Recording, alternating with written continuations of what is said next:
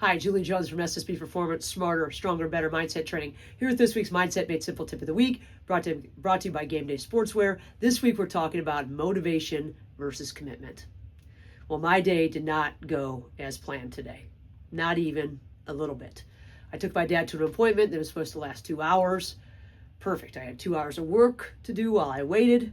I was going to take a call with one of my coaches, got that done, prepped for an afternoon session I was really looking forward to with another one of my teams. And then I had a meeting set up with the director of the musical theater at Oberlin College so we can get our work started in January. And I was looking forward to a great day. It's supposed to be sunny, get out, walk the dog. All this stuff was ready to roll, planned. And it was one of those rare moments when everything lined up and everything was going well until it didn't, which is really more often than not, right? About an hour and a half after the appointment started, my dad and the nurse practitioner walk down to the lobby where I was working.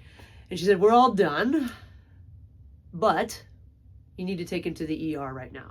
He's got a blood clot." So we're not going home. We're not going to breakfast. The perfectly planned day, out the window, right? Gone.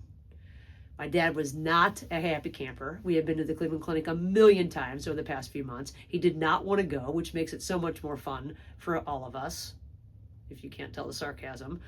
But honestly, I didn't either. We're tired. It's just, but that's the way it goes. But there we went. Over to the ER, waiting for a long and unexpected day. It didn't matter how we felt. It didn't matter how he felt. It's what needed to be done. There were no choices. It needed to be done. How often is this the case when we practice, prepare, and perform? Something needs to be done that we don't want to do. It happens to us every day. Here's the issue. When these things come up, we rely on motivation to do what we need to do for those not so fun part of the job or the experience or the opportunity, whatever it is. And here's the truth. Motivation doesn't always show up. But commitment is a different story. We've talked about this before, but I was really reminded of it today. We love to talk about motivation. Motivation, be motivated. We got to be motivated. But motivation is like good weather. It's great when you have it, but you can't depend on it, particularly if you live where we live. It doesn't show up when we need it the most. Commitment, on the other hand, is the thing that keeps you moving. When your plans change, when you're tired, when you're frustrated, when you just don't want to, fill in the blank. Research backs this up. Angela Duckworth's work on grit, I'm sure you've read the book, shows that sustained excellence isn't about bursts or passion or motivation. It's about perseverance. It's about long-term goals, even when it's inconvenient and uncomfortable. And that's a lot of the time, if you think about it. And neuroscience tells us that motivation runs on dopamine. That, the brain chemical that spikes, when we feel good and things are new and exciting. But here's the issue. That fades when things get repetitive. And most of the stuff we do to get really good at something is repetitive as heck. Commitment doesn't depend on brain chemistry. It depends on identity. It's about who we are and what we value and how, not how we feel in the moment. And since I value very deeply being a good daughter and a daughter, period, to the ER we went. Nice of me, I know. But the truth of it is, so many of the things that we don't want to do really do matter. And if we're going to help ourselves, how do we get ourselves to commit? How do we get others to commit when motivation is on vacation? That's the question. Research and performance psychology gives us a few strategies. So we're going to talk about 3 of them. I'm sure there are more, but these seem to fit what we're talking about today. We can start by connecting our actions to our identity. When people say stuff like, "I'm the kind of person who finishes what I start," or "I'm a disciplined athlete," they're reinforcing identity-based commitment. I am a person who works out. That is part of who I am. Author James Clear and others say that behavior change sticks when it's tied to who we are, not to what we want.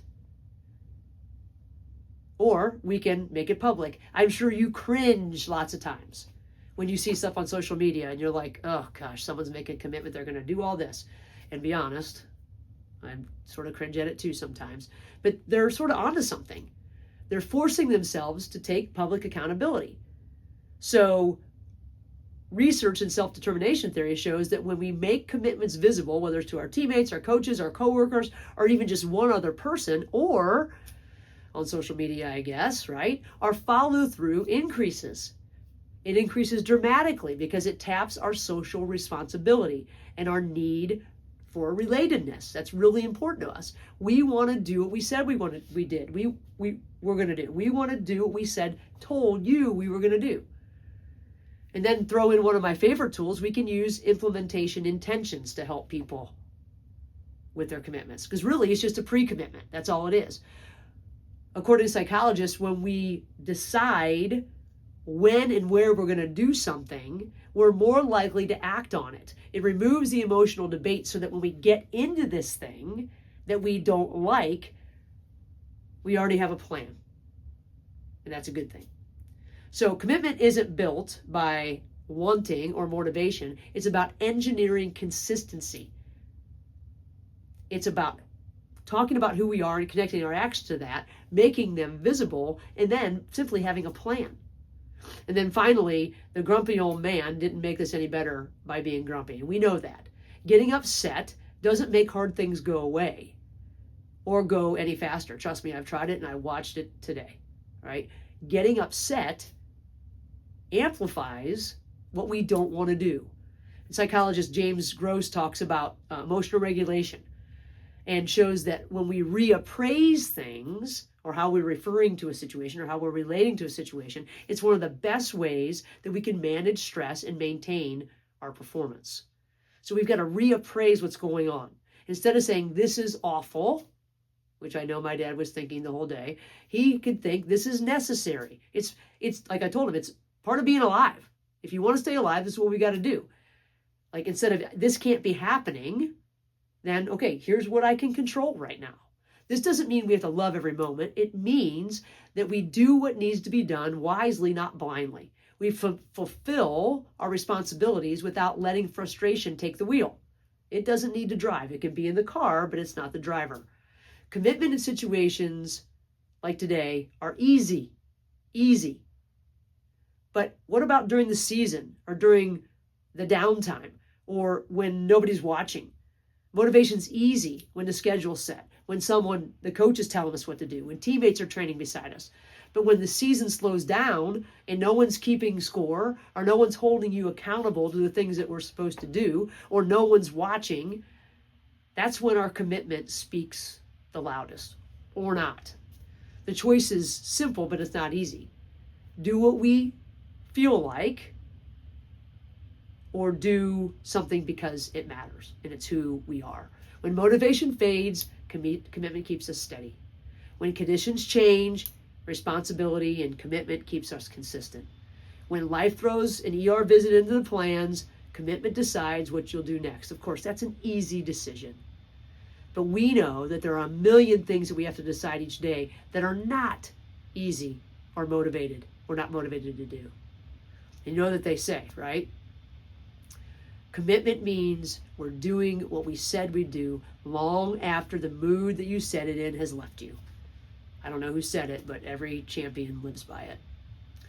If I had a penny for every letter I was going to write about something that pissed me off, or every plan I was going to stick to, or all the things I'm going to eat more protein or whatever it is, I'd be writing these tips from some beach by some beautiful body of water, not in my basement office.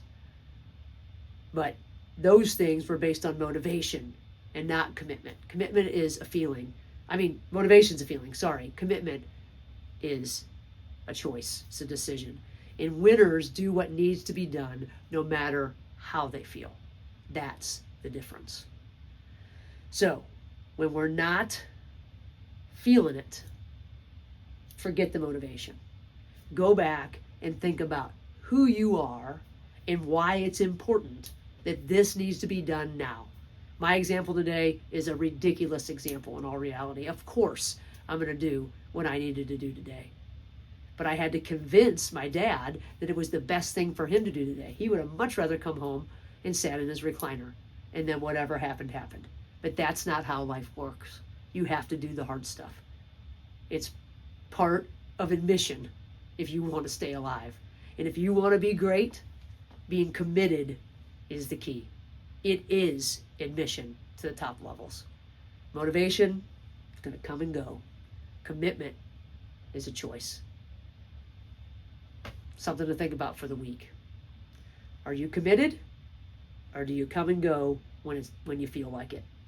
And if you're on this side of the coin, it's going to be a long, hard ride, and you're probably not going to get where you want to go. Commitment, regardless of feeling, is the key to success, no doubt about it. If you'd like to talk about this or anything else, I'd love to chit-chat about anything other than being at a hospital. Hit me up, JulieJ at ssbperformance.com. And as my son says, have a great week or not. The choice is yours.